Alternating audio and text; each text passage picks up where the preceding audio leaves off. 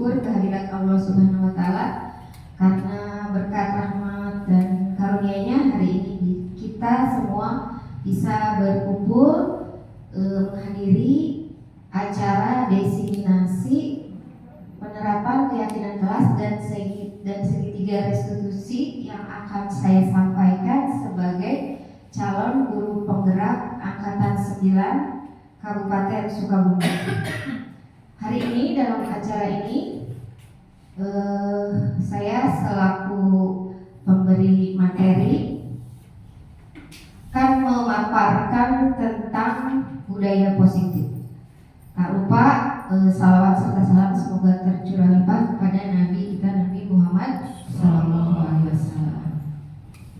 Pertama kali yang akan saya sampaikan ucapan terima kasih kepada rekan-rekan semua yang sudah meluangkan waktunya pada hari ini di jam ini sehingga saya bisa memberikan pemaparan tentang budaya positif. Semoga acara hari ini bisa bermanfaat untuk kita semua. Langsung saja mengenai budaya positif. Yang pertama itu tentu kita sudah mengetahui apa itu budaya dan kita di budaya itu ditambahkan dengan budaya positif. Tentu hal-hal yang positif adalah hal-hal yang baik sifatnya.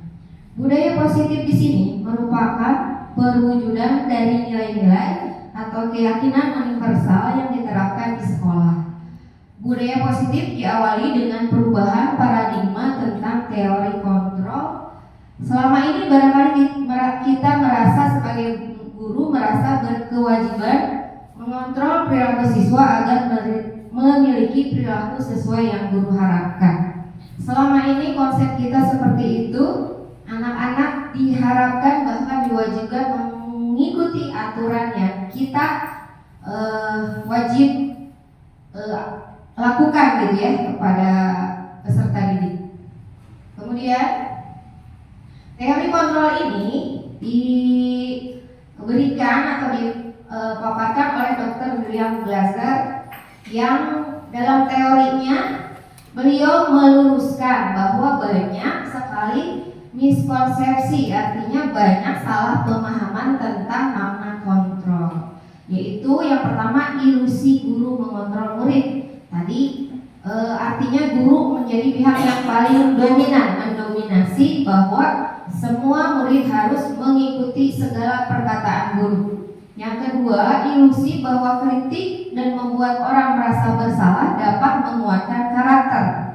Ini sering sekali juga kita lakukan, bahwa membuat anak-anak bersalah itu akan membuat anak tersebut merasa, oh iya saya salah, dengan harapan bahwa peserta didik tersebut akan mengikuti apa yang kita inginkan.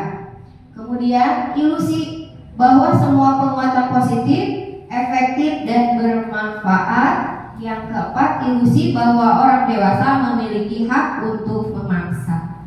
Ini konsep yang selama ini salah oleh kita sering lakukan. Kemudian pengertian budaya positif di sekolah, jadi miskonsepsi tersebut harus kita luruskan dengan paradigma yang baru ya, yang kita selama ini yakini. Oh ternyata budaya positif sekolah ini adalah berisi nilai-nilai, keyakinan dan kebiasaan-kebiasaan di sekolah yang berpihak pada murid agar murid berkembang menjadi pribadi yang kritis, penuh hormat dan bertanggung jawab. Nah, sekarang bagaimana seseorang bisa merubah paradigma stimulus respon kepada pendekatan teori kontrol yang dipaparkan oleh Stephen R. Covey. Ini berisi tentang bila kita ingin membuat kemajuan perlahan, sedikit-sedikit ubahlah sikap atau perilaku Anda. Artinya sebagai guru atau pendidik, sebelum kita merubah peserta didik, harus gurunya terlebih dahulu. Konsep kita harus dirubah dulu. jadi menilai anak itu tidak hanya fokus kepada kesalahannya ataupun yang tidak sesuai dengan yang kita harapkan. Jadi sebelum kita merubah anak berarti kita harus memberi contoh, itu artinya ya. Kemudian konsep inti dari budaya positif yang pertama adalah disiplin positif, kedua teori motivasi, hukuman, penghargaan dan restitusi, yang ketiga keyakinan kelas, yang keempat kebutuhan dasar manusia dan dunia berkualitas, yang kelima restitusi, 5 posisi kontrol, yang keenam adalah segitiga restitusi. Ini ada 5. Kemudian masuk ke disiplin positif. Dengan kata lain, seseorang memiliki disiplin diri berarti mereka bisa bertanggung jawab terhadap apa yang dilakukannya karena mereka mendasarkan tindakan pada nilai-nilai kebaikan universal. Jadi kebaikan yang harus kita semua lakukan adalah berdasarkan kebajikan universal. Universal itu artinya keseluruhan yang mendasari semua perilaku manusia. Nah, yang nilai-nilai kebajikan universal juga harus bersifat positif. Manusia merupakan tujuan mulia yang ingin dicapai setiap individu. Setiap orang memiliki tujuan dalam hidupnya. Seperti kita juga mendidik peserta didik pasti memiliki tujuan. Anak-anak juga memiliki tujuan. Nah, setiap perilaku menurut William Glasser pada teori kontrol ya. Kemudian yang kedua, dengan mengaitkan nilai-nilai kebaikan yang diyakini seorang, maka motivasinya akan terbangun. Langsung ke nilai kebajikan universal. Kebajikan universal ini berdasarkan dari profil pelajar Pancasila, kemudian apa ini? Kebinekaan global, bergotong royong dan bernalar kritis, kreatif dan mandiri. Ya, yang ada 5 nilai kebajikan universal yang harus kita ada 6 kebajikan universal yang harus kita lakukan di sekolah untuk menuju tujuan ya, tujuan kita semua. Nah, ini ada motivasi perilaku manusia. Motivasi perilaku manusia itu terdiri dari motivasi eksternal dari luar, kemudian dari motivasi internal. Dari ketiga ini, motivasi itu barangkali ibu-ibu motivasi itu apa? Dorongan ya. Dorongan seseorang untuk melakukan sesuatu ya. Jadi dari ketiga ini motivasi eksternal dan motivasi internal ya memiliki dorongan tersendiri. Jadi dari ketiga ini kita harus lebih memiliki motivasi yang paling kuat, itu ada di motivasi internal. Nah, sekarang saya akan mengajukan pertanyaan kepada Bapak Ibu. Apakah Bapak Ibu setuju bahwa memberi penghargaan dapat meningkatkan motivasi belajar anak? Setuju? Iya. Penghargaan itu bentuknya seperti apa, Pak Ayu? Beragam. Contohnya? Bisa berbentuk pujian. Pujian ya. Bisa berbentuk dengan benda, dengan lambang. Ya, Pak. Ya, terima kasih, tepuk tangan ya buat Pak Ayu. Terima kasih Pak Ayu. Kita lanjutkan Pak. Jadi penghargaan ya, semua orang ingin dihargai ya, supaya baik oleh keluarga, oleh lingkungan, oleh masyarakat, bahwa ini ada teori yang harus kita pahami juga, bahwa kita anak ini dihukum oleh penghargaan. Maksudnya di sini adalah penghargaan berlaku sama dengan hukuman, Pak. Jadi dalam arti meminta atau membujuk seseorang melakukan sesuatu untuk memenuhi suatu tujuan tertentu, orang akan membujuk. Dorongan eksternal dan akan ada faktor ketergantungan. Dan dampak ini baik atau buruk ya Pak ya? Ibu? Baik atau buruk? Ketergantungan tidak. Ya. Jadi di sini teori ini menyebutkan bahwa penghargaan ini sama dengan hukuman. Kalau misalkan terus-terusan diberikan motivasi eksternal itu ya oleh orang tua, misalkan kamu apabila melakukan sesuatu akan diberikan oleh ibu hadiah misalkan. Jadi suatu saat anak tersebut apabila diberikan perintah atau diingin oleh orang tuanya melakukan sesuatu, akhirnya dia akan mengembalikan hadiahnya apa gitu.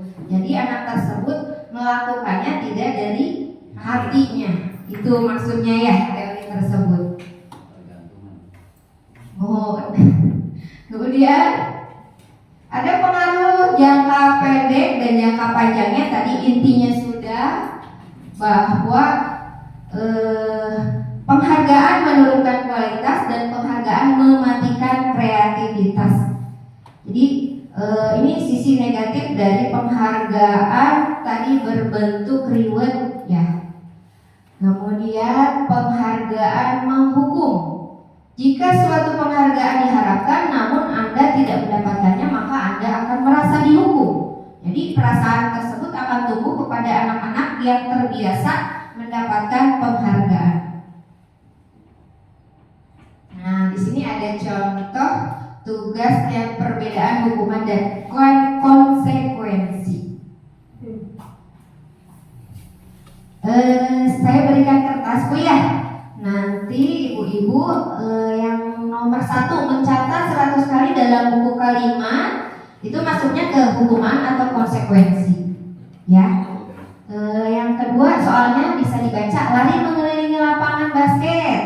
Kemudian yang ketiga murid diminta untuk push up. Yang keempat menggantikan kertas tugas teman yang telah dicoret-coret. Yang kelima membersihkan tumbuhan air di meja. Yang keenam murid disuruh untuk mengenakan sepatu seharian di sekolah. Yang keenam lari mengelilingi lapangan basket.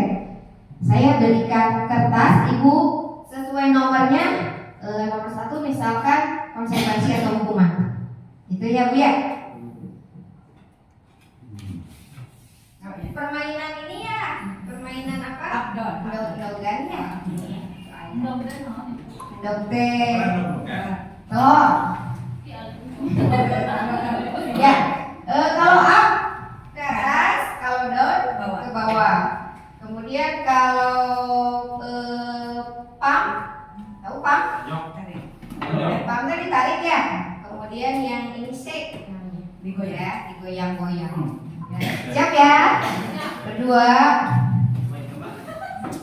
Dua-dua. Siap. Up. Yang paling bawah ke atas ya. Ulangi lagi. Up. Up. Up. Down. Set. Nah sekarang yang pump, Pak cepat-cepat ya. Kalau pump yang atasnya harus pump gitu ya. Itunya menghindar. Yang paling bawah dulu ya. 1, 2, 3 siap. Pump. Ya.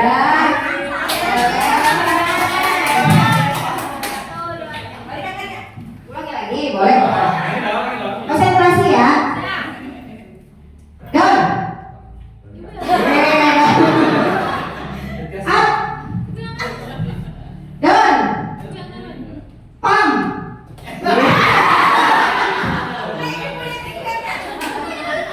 Iya, boleh. Terima kasih ya. Kita lihat jawaban ibu bapak ya. Yang pertama yaitu dari nomor 1 sampai nomor 3 adalah hukuman. Artinya ini lebih ke lari ya, ke fisik. Semuanya hukuman-hukuman. Yang keempat adalah konsekuensi, menggantikan kertas tugas teman yang telah dicoret-coret.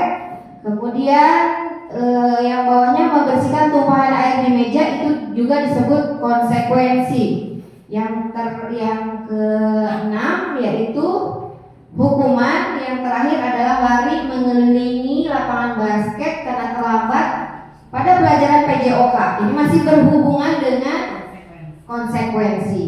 Jadi sekarang kita bisa membedakan hukuman dan konsekuensi. Kalau hukuman lebih ke fisik, nah masih boleh diberlakukan Bu sekarang hukuman? Masihkah relevan dengan dunia kita sekarang? Tidak ya. Jadi lebih baik kita hukuman mah delete aja gitu ya. Hukuman berbentuk fisik, karena apabila fokus ke fisik kita tidak tahu akibat yang akan anak-anak dapatkan. Apalagi, jadi kuncinya itu emosi seorang guru harus stabil ketika menghadapi sikap-sikap anak yang menyalahi itu, ya. Dilanjut. Membaca Quran. Kalau anak yang tidak hadir harus ke depan menyanyi atau membaca Quran? Yang membaca Quran hukumannya apa Pak? Dia melakukan kesalahan. Hadir apa? Ya. Harus menyanyi atau baca Quran? Sudah diberikan keyakinan kelas, kesepakatan kelas? Sudah. Berarti itu kemana? Konsekuensi. Jadi Dia yang awal itu apa sih pertanyaannya sampai Kan itu nomor 2? lebih ke fisiknya. Tapi karena Tapi dia kan udah itu ada pelajaran konsekuensi, tahu. kalau terlambat 10 menit, Ya. udah Ada Iya. itu ya. Udah. Pas pelajarannya istilahnya ya pelajarannya PJOK, jadi PJOK. jadi konsekuensi orang terhadap komitmen gitu. Ya, konsekuensi itu harus dibangun dulu komitmen dengan kesehatan. Iya, di awal. Ya.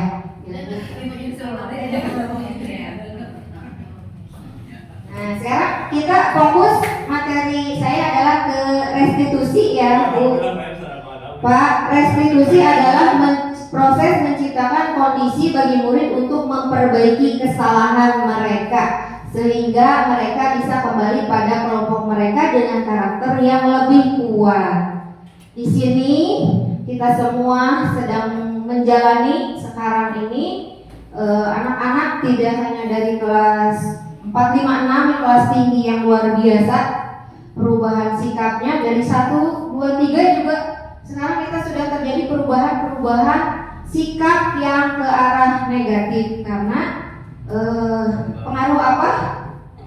Iya, pengaruh medsos ya.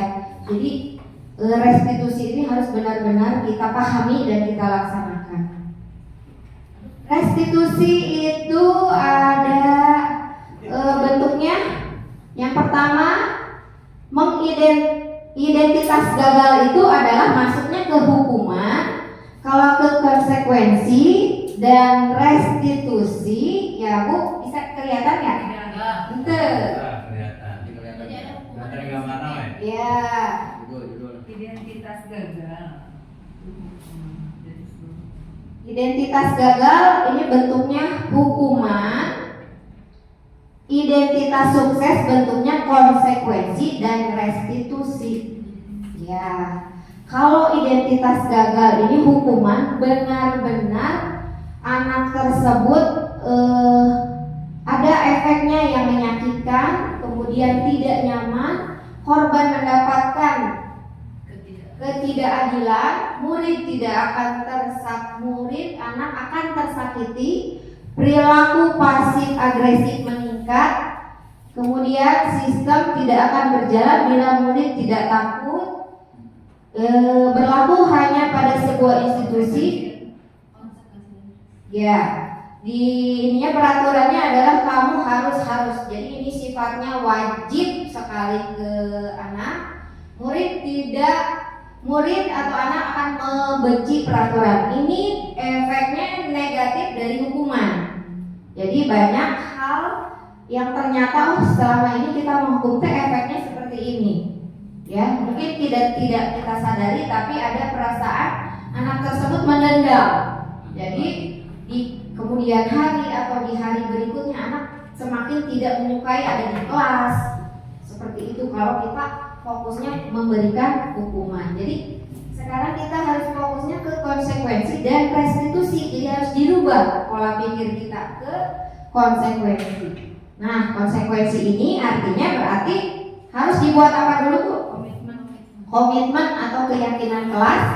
Dan restitusi itu merupakan pilihan kemudian menguatkan untuk murid dalam jangka waktu panjang. Ini kita bisa baca semuanya. Udah dibaca? Ya. Jadi intinya dari hukuman, konsekuensi dan restitusi. Berarti hukuman kita delete ya. Iya, kita fokus ke sana. Nah, ini sekarang kita ke keyakinan kelas. Bapak Ibu sudah membuat keyakinan kelas? Sudah ya? Ada yang sudah, ada yang masih berproses, ada yang masih belajar. Sama saya ke Bupa masih belajar mengadaptasi lingkungan kelas kita, karena tidak akan mungkin sama. Kelas 1, 2, 3 sekolah berbeda pun pasti tidak sama. Keyakinan kelas ini menekankan pada keyakinan seseorang akan lebih memotivasi seseorang dari dalam. Jadi motivasi apa tadi teh?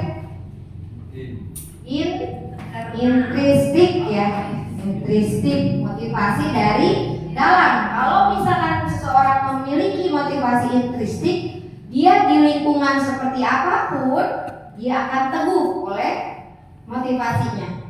Jadi itu motivasi yang paling besar yang harus dimiliki oleh anak maupun kita sebagai pendidik dalam mendidik anak-anak. Kemudian, nah, pembentukan keyakinan kelas di sekolah bersifat abstrak daripada peraturan. Jadi kalau peraturan sifatnya mengikat, kalau keyakinan kelas itu lebih rinci dan konkret. Saya berikan contoh ya. Misalkan menjaga kebersihan bersama-sama, misalnya kalimatnya. Coba ya, ada lagi yang bisa memberikan contoh? Ya, Bu Ati. Contohnya di kelas 1 ya. Ya. Biasanya kalau lagi musim sekarang kan kartu Pokemon. Ya. Jadi ketika saat pembelajaran ada grup atau misalnya awur ya. Ya, terima kasih ya Bu Ati. Belum. Oh ya, Pak. Keyakinannya belum. Ya, keyakinannya apa? Ya, di awal baru sebatas verbal ya, memberitahu ya, tapi ternyata tidak jalan. Akhirnya bikin keyakinan kelas. Ada yang menggunakan Pokemon selama pembelajaran. Siap nggak nanti baca Quran di surah-surah juz 30? Iya. Siap. Bagus sekali Bu Ati ya. Alhamdulillah lancar. Ya. Daya lupa tuh. Ya. Edukasian mengingat ya. Terima kasih ya Bu Ati, inspirasi sekali. Di Arapa udah Quran. Iya. Kemudian ada lagi yang bisa memberikan contoh keyakinan kelas. Keyakinan kelas harus dibuat komitmennya boleh dirubah-rubah tidak? Boleh ya.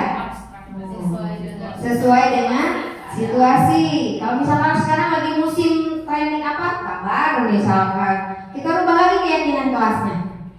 Kemudian musim kemarin sepeda listrik misalkan gitu ya. Keyakinan kelasnya mungkin tidak berhubungan di kelas, tetapi apabila hal tersebut mengganggu juga kepada pembelajaran anak-anak, kita bisa buat juga keyakinan kelas yang ada di lingkungan kita. Kemudian ini segitiga restitusinya Pak. Jadi yang paling kita ini dulu ya. Ketika anak melakukan suatu kesalahan, yang harus kita lakukan pertama yaitu menstabilkan identitas.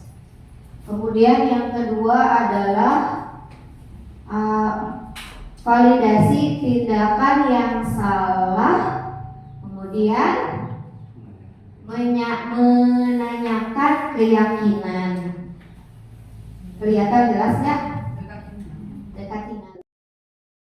Bersyukur kehadirat Allah Allah Subhanahu wa taala karena berkat rahmat dan karunia-Nya hari ini kita semua bisa berkumpul menghadiri acara diseminasi penyerapan keyakinan keras dan segitiga resolusi yang akan saya sampaikan sebagai calon guru penggerak angkatan 9 Kabupaten Sukabumi. Hari ini dalam acara ini saya selaku pemberi materi akan memaparkan tentang budaya positif. Tak lupa salawat serta salam semoga tercurah kepada Nabi kita Nabi Muhammad SAW. Pertama kali yang akan saya sampaikan ucapan terima kasih kepada rekan-rekan semua yang sudah meluangkan waktunya pada hari ini di jam ini sehingga saya bisa memberikan pemaparan tentang budaya positif. Semoga acara hari ini bisa bermanfaat untuk kita semua. Langsung saja mengenai budaya positif. Yang pertama itu tentu kita sudah mengetahui apa itu budaya dan kita di budaya itu ditambahkan dengan budaya positif. Tentu hal-hal yang positif adalah hal-hal yang baik sifatnya. Budaya positif di sini merupakan perwujudan dari nilai-nilai atau keyakinan universal yang diterapkan di sekolah. Budaya positif diawali dengan perubahan paradigma tentang teori kontrol. Selama ini barangkali kita merasa sebagai guru merasa berkewajiban mengontrol perilaku siswa agar memiliki perilaku sesuai yang guru harapkan. Selama ini konsep kita seperti itu, anak-anak diharapkan bahkan diwajibkan mengikuti aturan yang kita wajib lakukan gitu ya kepada peserta didik. Kemudian teori kontrol ini diberikan atau dipaparkan oleh Dr. William Glasser yang dalam teorinya beliau meluruskan bahwa banyak sekali miskonsepsi, artinya banyak salah pemahaman tentang makna kontrol. Yaitu yang pertama ilusi guru mengontrol murid. Tadi artinya guru menjadi pihak yang paling dominan, mendominasi bahwa semua murid harus mengikuti segala perkataan guru. Yang kedua, ilusi bahwa kritik dan membuat orang merasa bersalah dapat menguatkan karakter. Ini sering sekali juga kita lakukan bahwa membuat anak-anak bersalah itu akan membuat anak tersebut merasa oh iya saya salah, dengan harapan bahwa peserta didik tersebut akan mengikuti apa yang kita inginkan. Kemudian ilusi bahwa semua penguatan positif, efektif dan bermanfaat. Yang keempat, ilusi bahwa orang dewasa memiliki hak untuk memaksa. Ini konsep yang selama ini salah oleh kita sering melakukan. Kemudian pengertian budaya positif di sekolah, jadi miskonsepsi tersebut harus kita luruskan dengan paradigma yang baru ya, yang kita selama ini yakini. Oh ternyata budaya positif sekolah ini adalah berisi nilai-nilai, keyakinan dan kebiasaan-kebiasaan di sekolah yang berpihak pada murid agar murid berkembang menjadi pribadi yang kritis, penuh hormat dan bertanggung jawab. Nah, sekarang bagaimana seseorang bisa merubah paradigma stimulus respon kepada pendekatan teori kontrol yang dipaparkan oleh Stephen R. Covey. Ini berisi tentang bila kita ingin membuat kemajuan perlahan, sedikit-sedikit ubahlah sikap atau perilaku Anda.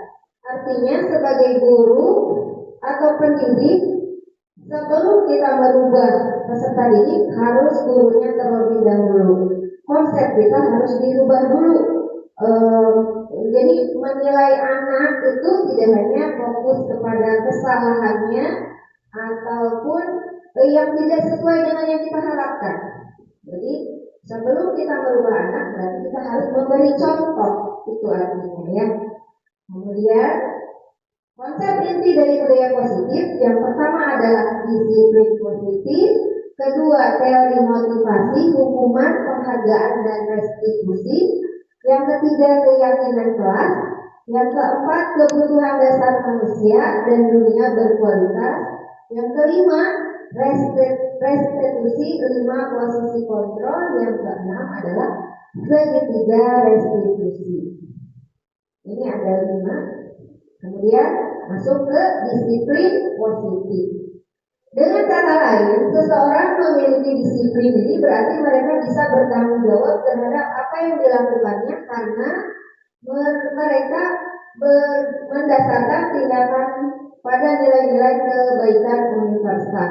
Jadi kebaikan yang harus kita semua lakukan adalah berdasarkan kebaikan universal. Universal itu artinya keseluruhan yang mendasari semua perilaku manusia. Nah, yang nilai-nilai kebajikan universal juga harus bersifat positif. Manusia merupakan tujuan mulia yang ingin dicapai setiap individu. Setiap orang memiliki tujuan dalam hidupnya. Seperti kita juga menjadi peserta didik pasti memiliki tujuan. Anak-anak juga memiliki tujuan. Nah, yang perilaku menurut William Glasser pada teori kontrol ya. Kemudian yang kedua, dengan mengaitkan nilai-nilai kebaikan yang diyakini seorang, maka motivasinya akan terbangun. Langsung ke nilai kebaikan universal. Kebaikan universal ini berdasarkan dari profil belajar Pancasila, kemudian apa ini? Kebinekaan global, bergotong royong dan bernalar kritis, kreatif dan mandiri. Ya, ada 5 nilai kebajikan universal yang harus kita ada 6 kebajikan universal yang harus kita lakukan di sekolah untuk menuju tujuan ya, tujuan kita semua. Nah, ini ada motivasi perilaku manusia. Motivasi perilaku manusia itu terdiri dari motivasi eksternal dari luar, kemudian dari motivasi internal. Dari ketiga ini, motivasi itu barangkali ibu-ibu, motivasi itu apa? Dorongan seseorang untuk melakukan sesuatu ya. Jadi dari ketiga ini, motivasi eksternal dan motivasi internal ya, memiliki dorongan tersendiri. Jadi dari ketiga ini kita harus lebih memiliki motivasi yang paling kuat, itu ada di motivasi internal. Nah, sekarang saya akan mengajukan pertanyaan kepada Bapak Ibu. Apakah Bapak Ibu setuju bahwa memberi penghargaan dapat meningkatkan motivasi belajar anak? Setuju? Ya. Penghargaan itu bentuknya seperti apa, Pak Ayu? Contohnya? Bisa berbentuk ujian, Iya, ya. bisa berbentuk dengan lambang. Ya, Pak. Ya, terima kasih tepuk tangan ya Bapak Ayu. Terima kasih Pak Ayu. Kita lanjutkan Pak. Jadi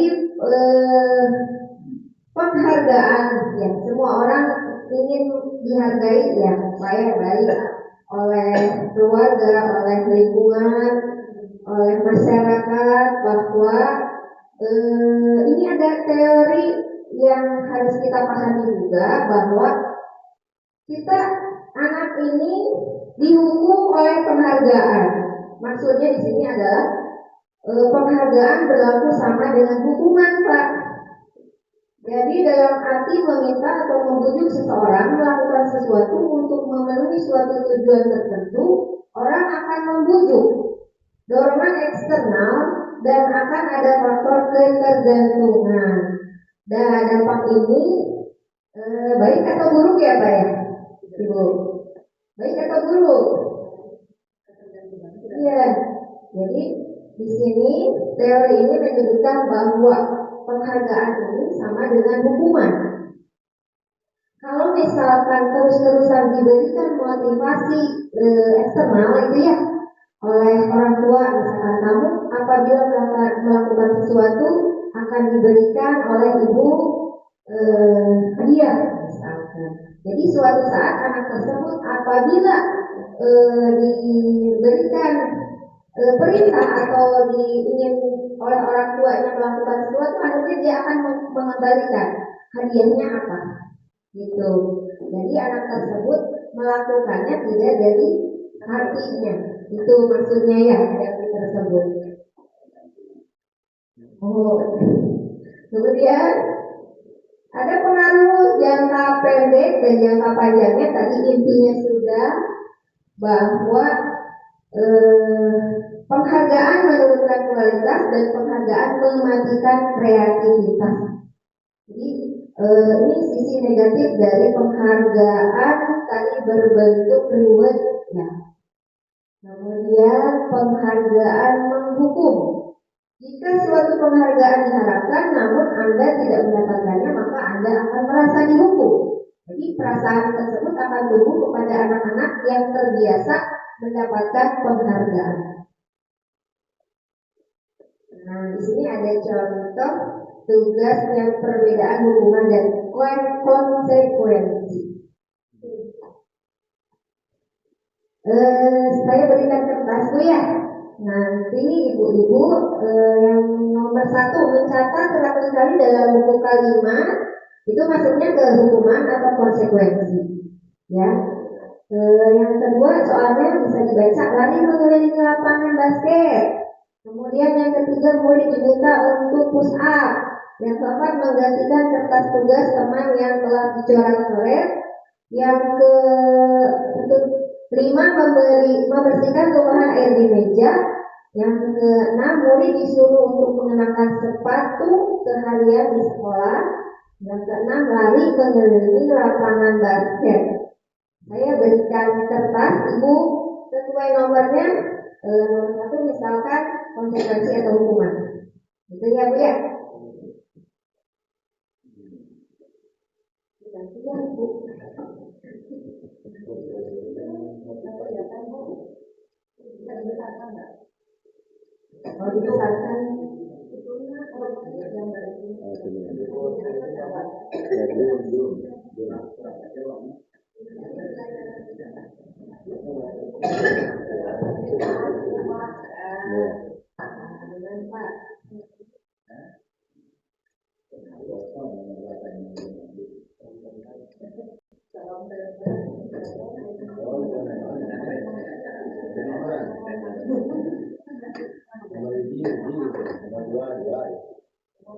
hukuman atau konsekuensi. Boleh ditebak dulu, nanti baru kita mengkonfirmasi jawabannya udah sesuai atau belum. Nomor 1 nomor 2 nomor 3.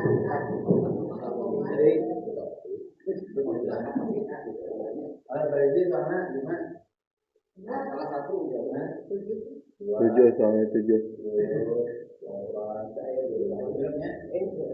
Menarik ya? Yang mau dibacanya mau baca. Ya.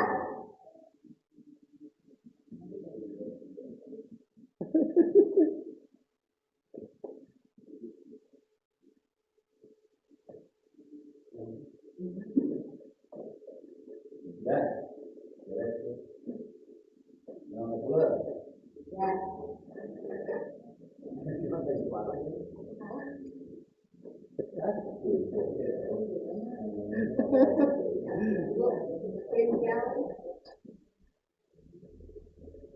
Gandang aja ya.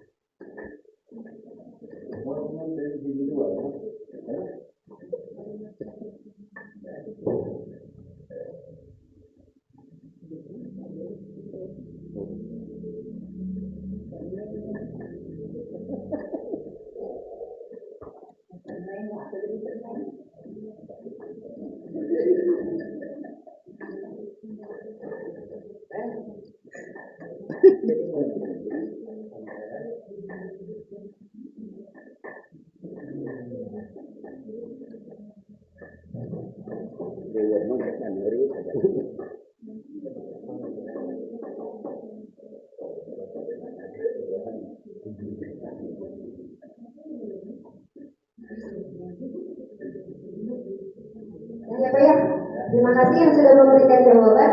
Tadi ice breaking adalah akhirnya. Cari temannya dua-dua ya, saling berhadapan aja. Ya. Ice breaking dulu sebelum kita mengkonfirmasi jawabannya yang sudah ditempel di depan. Ini Bu, ice breakingnya permainan ini ya, permainan apa? Dogan ya. Dogan. Telur. Ya, kalau up ke atas, kalau down ke bawah. Kemudian kalau pump, tahu pump? Pump tadi ditarik ya. Kemudian yang ini shake, gitu ya, goyang-goyang. Siap ya? Berdua. Dua-dua. Ya. Siap. Up. Yang paling bawah ke atas ya. Lagi. Up. Up. Up. Down. Shake. Nah sekarang yang pump, Pak cepat-cepat ya. Kalau pump yang atasnya harus pump. Jadi kan menghindar. Yang paling bawah ya. Satu dua tiga siap. Pump. Iya.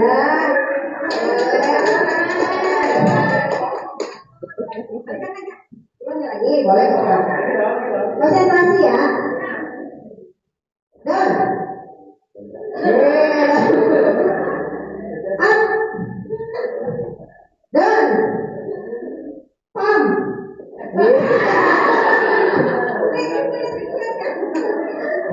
Iya, boleh. Terima kasih ya.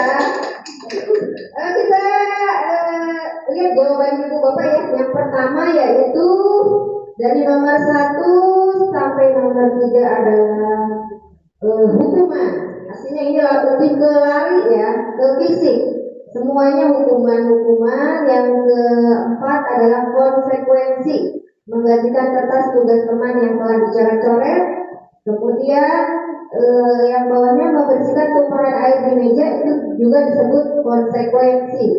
Yang keenam yaitu hukuman. Yang terakhir adalah lari mengelilingi lapangan basket karena terlambat pada pelajaran PJOK. Jadi masih berhubungan dengan konsekuensi. Jadi sekarang kita bisa membedakan hukuman dan konsekuensi. Kalau hukuman lebih ke fisik, nah masih boleh diberlakukan Bu sekarang hukuman. Masihkah relevan dengan dunia kita sekarang? Tidak ya. Jadi lebih baik kita hukuman mah delete aja gitu ya. Hukuman berbentuk fisik, karena apabila fokus ke fisik kita tidak tahu akibat yang akan anak-anak dapatkan. Apalagi, jadi kuncinya itu emosi seorang guru harus stabil ketika menghadapi sikap-sikap anak yang menyalahi itu. Ya. Lagi. Membaca Quran? Kalau anak yang tidak hadir harus ke depan menyanyi atau baca Quran. Yang membaca Quran hukumannya apa Pak? Dia melakukan kesalahan. Hadir apa? Ya, Harus menyanyi atau baca Quran. sudah diberikan keyakinan kelas, kesepakatan kelas, sudah. Berarti itu kemana? Konsekuensi. Ya, yang baru itu apa sih pertanyaannya? Karena yang nomor 2 itu fisik ya. Tapi kalau Tapi kan ada pada setiap tahu. sama pelanggan dunia, ya, ada Pas pelajarannya kayaknya. ya, pelajarannya PJOK, jadi PJOK.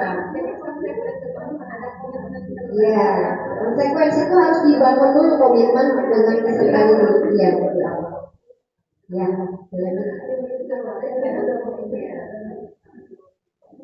nah, sekarang kita fokus materi saya adalah ke restitusi ya, Bu.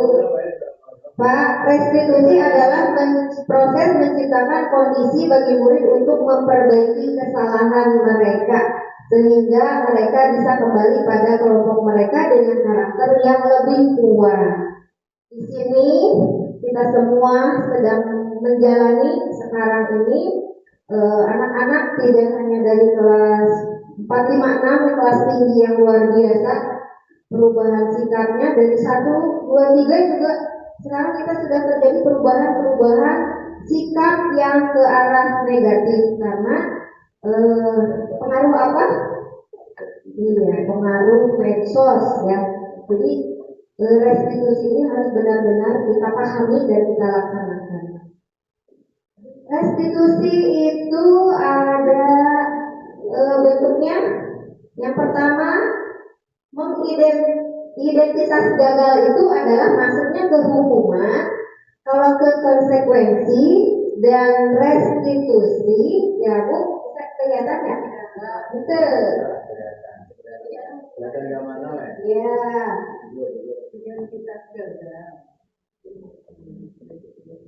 Identitas gagal ini bentuknya hukuman. Identitas sukses bentuknya konsekuensi dan restitusi. Ya, kalau identitas gagal ini hukuman, benar-benar anak tersebut ada efeknya yang menyakitkan, kemudian tidak nyaman, korban mendapatkan ketidakadilan, anak akan tersakiti, perilaku pasif agresif meningkat, kemudian sistem tidak akan berjalan bila murid tidak takut, berlaku hanya pada sebuah institusi. Ya, di peraturannya adalah kamu harus jadi ini sifatnya wajib sekali ke anak. Murid atau anak akan membenci peraturan. Ini efeknya negatif dari hukuman. Jadi banyak hal yang ternyata selama ini kita membukti efeknya seperti ini. Ya, mungkin tidak kita sadari, tapi ada perasaan anak tersebut mendendam. Jadi di kemudian hari atau di hari berikutnya anak semakin tidak menyukai ada di kelas.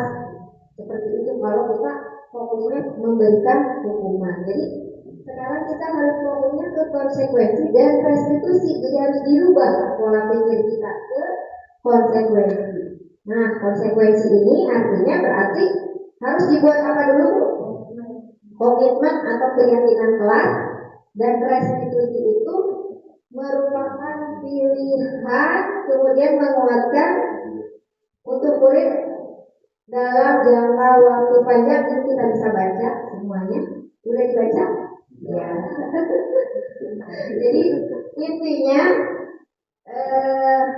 dari hukuman, konsekuensi dan restitusi. Berarti hukuman kita delete ya. Iya, kita fokus ke sana. Nah, ini sekarang kita ke keyakinan kelas. Bapak Ibu sudah membuat keyakinan kelas? Nah, oleh kita dikuatkan lagi, ya gak apa-apa.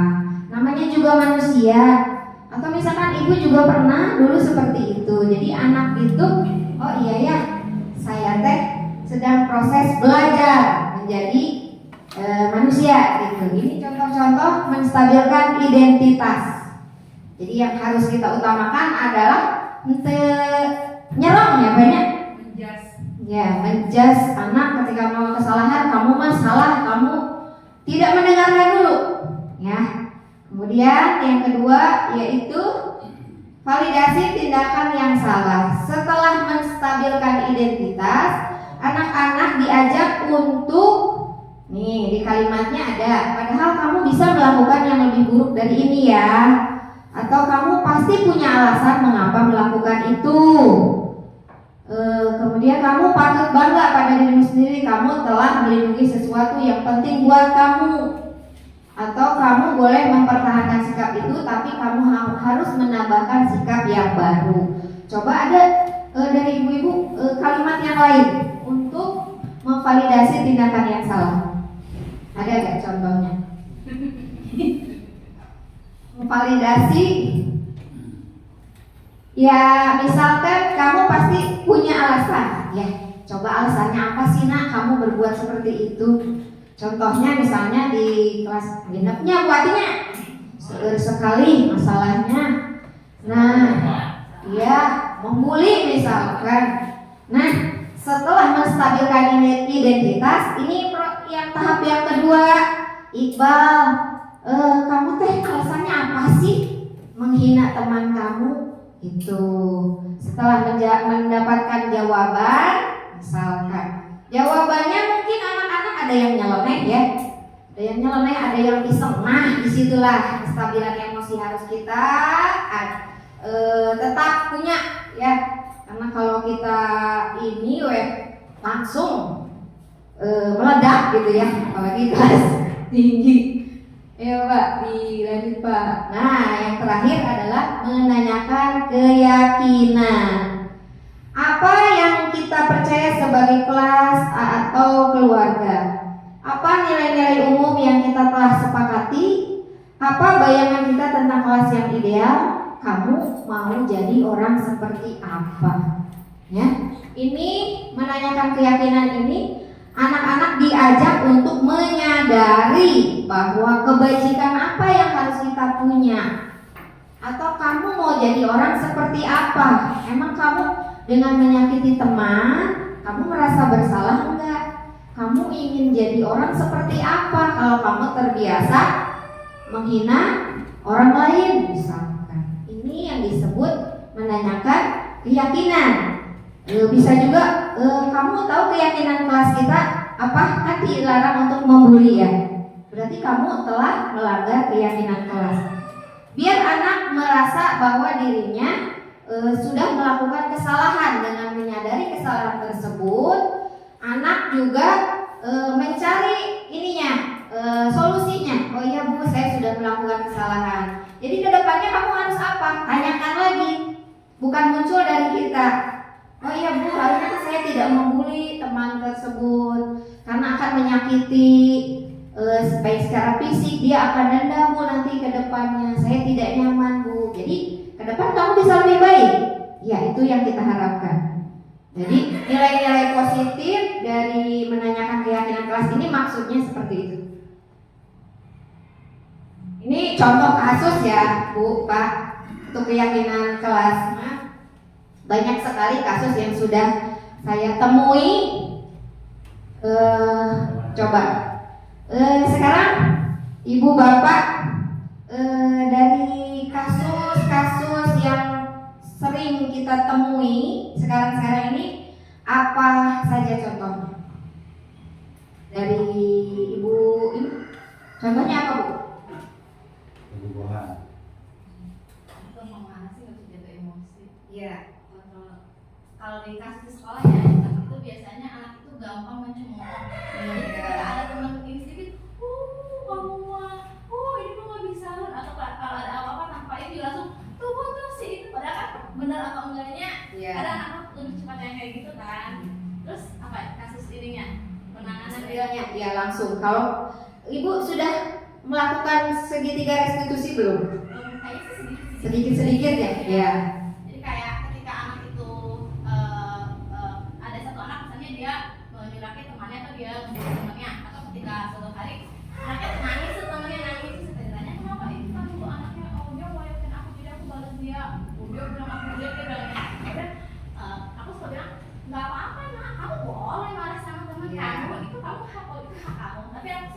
suka dibandingin tuh kayak kamu boleh marah kalau kamu mau dia nonjok lagi aja gitu. Atau kalau kamu kesel atau kamu ini kamu diam. Tapi aku suka kasih dua pilihan. Ketika kamu balas dendam dengan kamu menonjok teman kamu, oke, hari itu dia kamu udah selesai. Bahasa rasanya kamu udah bisa balas dendam. Tapi apakah kamu merasa nyaman? Apakah kamu merasa hebat setelahnya? Terus kedua, kalau pilihan kedua, aku mau diamin aja dulu, nggak apa-apa, kali aja nanti temennya bisa berubah. Nah kadang suka ngasih dua pilihan kayak gitu sih ketika anak tiba-tiba protes seperti gitu. Iya. Terima kasih ya Bu Neng ya, pengalamannya. Ada yang ini bisa menanggapi dari yang lain, apa udah tepat belum Bu Neng? Kalau melihat tadi segitiga restitusi, yang pertama yang Bu Neng lakukan itu tadi itu apa? Yang satu? Kan kalau apa yang dia lakukan itu dia nggak salah. Iya. Berarti itu menstabilkan emosi, menstabilkan identitas. Kemudian validasinya dengan sebenarnya kamu boleh kayak gitu. Aku suka bilang kamu mau marah sama dia, kamu mau nonjok lagi, kamu mau bisa sama dia, kamu dia diamin lagi. Tapi nanti ujungnya pasti dikasih tindakan kayak, nah sebenarnya ketika kamu membalas itu tuh kamu nggak bisa menahan emosi. Berarti kamu itu masih ada setan tuh bergantung di hati. Iya, terima kasih. Yang kedua ya tadi, kalau misalkan kamu ini balas aja gitu ya, coba tepat atau belum ya? Belum tepat ya? Mengajarkan anak untuk balas dendam. Iya. Jadi pada dasarnya mengajarkan balas dendam, tapi di satu sisi ketika saya kalau kamu mau lawan, kamu lawan. Kalau kamu diam, tapi kamu nanti kasih dua pilihan. Ketika kamu melawan, berarti kamu nggak bisa mengkontrol hawa nafsu kamu. Tapi ketika kamu diam, oke, udah tenang, yang kayak itu masih didengerin kayak gitu. Dari yang lain? Dari saya ya tanggapannya sedikit, ini mah tidak bermaksud ini ya, berdasarkan pengalaman juga ya. Ketika anak melakukan kesalahan, yang untuk menyadari kesalahan tersebut, anak kita fokuskan kepada kesalahannya, tidak juga kita analogikan bahwa ketika kita disakiti harus membalas secara fisik juga. Nah kita harusnya mah, kalau menurut saya mah itu ya tanggapannya takut salah. ya, takutnya tuh boleh gitu ya melakukan kekerasan fisik gitu. Jadi kalau menurut saya mah ketika dia seperti itu, kita stabilkan dulu emosinya. Setelah stabilkan emosinya, nah nggak apa-apa, kamu marah, wajar, setiap orang mempunyai emosi gitu ya. Akan tetapi alangkah lebih baiknya, nah setelah kamu reda emosinya, misalkan kalau kamu tidak bisa menyelesaikan masalah dengan teman, coba kamu datang ke ibu, misalnya ke gurunya, ibu saya tadi begini loh, gitu ya. Setelah itu kita berikan, coba menurut kamu orang seperti itu harusnya diapakan, misalkan ya. Jadi terjadi diskusi dengan anak. Tapi setelah kita dapat solusi, misalkan nah harusnya mah orang yang seperti itu tuh kan mungkin dari keluarganya ya kayaknya mah suka mukul atau suka menghina gitu ya. Itu asumsi loh. Ya. Itu asumsi kalau misalkan kita bilang mungkin dari keluarganya, nah itu juga asumsi. Jadi sebaiknya ketika sudah menstabilkan emosi, kita balik bertanya kepada anak tersebut seperti ini. Menurut kamu tindakan kamu itu benar atau tidak? Gitu. Ya. Ya, terima kasih Bu Mila tadi ditambahin ya. Jangan betul, yang pertama jangan menganalogikan, yang kedua juga kita jangan mengasumsikan. Iya. Ya. Emang kita gitu ya, proses sebagai guru juga kan butuh waktu gitu ya untuk mencari cara yang tepat. Setiap orang juga beda-beda penanganannya. Kadang kita juga di luar kontrol ya ketika berbicara. Mungkin dengan memahami bahwa ada segitiga restitusi itu jadi rem lah buat kita ya. Dari kemarin kita masih kurang, kita perbaiki gitu dengan cara ya gini, diskusi atau dengan teman-teman rekan sejawat gitu ya. Boleh dari yang lain? Ada Pak Jaki? Jadi nutrisinya Bu. Nutrisi ya. Jadi segitiga restitusi itu nutrisi bagi guru. Iya, betul Pak. Oh. Iya, Ya, kita merubah miskonsepsi. Jadi Ya. menambah satu masukan ya. Ya. Selama ini yang kita tahu kalau ada anak yang nyebelin itu kawannya kita Terbawa suasana ya. Kabok. Ya, Dari duit. gitu ya. Karena emang secara benar-benar ya anak-anak tuh butuh penanganan yang luar biasa dari kita. Jangan sampai kita dipiralkan gitu ya oleh medsos itu kita melakukan sesuatu yang melanggar HAM gitu ya. Itu karena emosi kita tidak terkontrol. Gimana kita mau mengontrol anak sementara emosi kita tidak terjaga, tidak stabil. Jadi sebagai seorang pendidik wajib memahami ini, walaupun dalam perjalanannya kita juga sama-sama berproses menjadi pendidik yang seharusnya yang tidak melanggar aturan, yang walaupun dalam perasaan kita kesal luar biasa, tapi tetap setelah kita lakukan yang terbaik, mudah-mudahan kita berdoa ya Allah semoga besok mah anaknya berubah gitu. Ya, ketika melakukan kesalahan lagi berdoa lagi gitu, Pak. Ya, demikian Pak Ibu yang dapat saya sampaikan. Boleh diberikan tanggapan dari yang lain ya, kita refleksi kegiatan hari ini. Siapa yang bisa, yang mau merefleksikan tentang ini Pak, acara hari ini? Boleh, silahkan yang mau sedikit 1 menit boleh. Kak Jaki. Ayo. Baik. Pak, yang berbicara. Kurang teh dituntut stabil. Dalam artinya kalau kecepatan 60 km per jam keluar minus kurang. Tapi di lain pihak ya seolah-olah kita itu melebihi malaikat salah gitu. Betul. Dalam kenyataannya kita sering keluar tindakan atau mungkin ucapan. Iya. Kontrol kita itu, emosi kita itu tidak terkontrol. Makanya bukan saya tidak percaya apa yang dikatakan barusan memang betul, itu tujuan yang ingin dicapai. Walaupun seperti kata Bung Karno, istilahnya meraih bintang itu sulit, sebatas masih perjalanan. So kalau untuk sempurna kita tidak bisa marah pada anak, tidak bisa. Pasti itu kan sebuah proses gitu. Ya, namanya manusia. Ya, namanya manusia. Makanya masalah ya penanganan anak mungkin tergantung dari gurunya. Cuma masalah emosi terkadang kita juga melihat apa yang dilakukan oleh anak gitu. Ya. Karena emosinya bisa lebih dari itu. Ya, Pak, terima kasih Pak. Refleksinya dicukupkan dari saya Pak, Ibu. Terima kasih atas kehadirannya hari ini. Mudah-mudahan bermanfaat untuk kita semua dan kita saling memperbaiki diri, mengintrospeksi sebagai seorang guru dan sebagai seorang manusia. Demikian, mohon maaf atas segala kekurangannya. Wassalamualaikum warahmatullahi wabarakatuh.